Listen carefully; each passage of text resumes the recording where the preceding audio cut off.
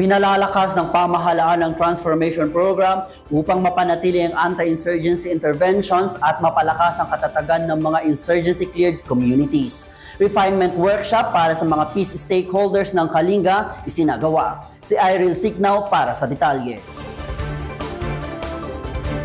Sa pangunguna ng Office of the Presidential Advisor on Peace, Reconciliation and Unity o OPAPRU, isinailalim sa Refinement Workshop ang 3-year Transformation Program Plan ng probinsya ng Kalinga.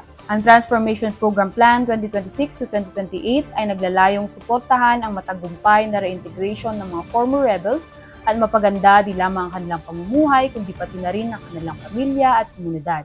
Saklaw ng plano ang mga komprehensibong programa sa ilalim ng 4 na component ng Transformation Program, kabilang ng security, confidence-building measures, healing and reconciliation, at socio-economic interventions.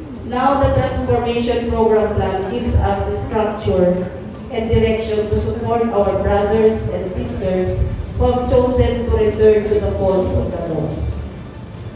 It is our responsibility to listen to their voices. Their stories, struggles, and dreams must shape the priorities we identify and the projects we implement.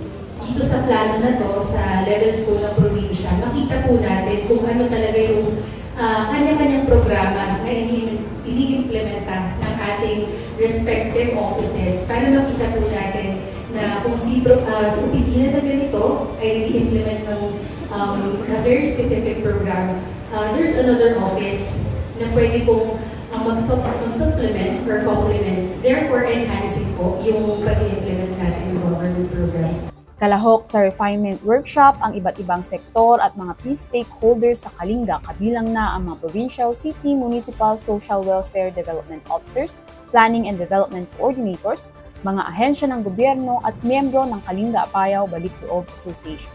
Iril Signaw ng PIA Kalinga para sa PIA News Cordillera.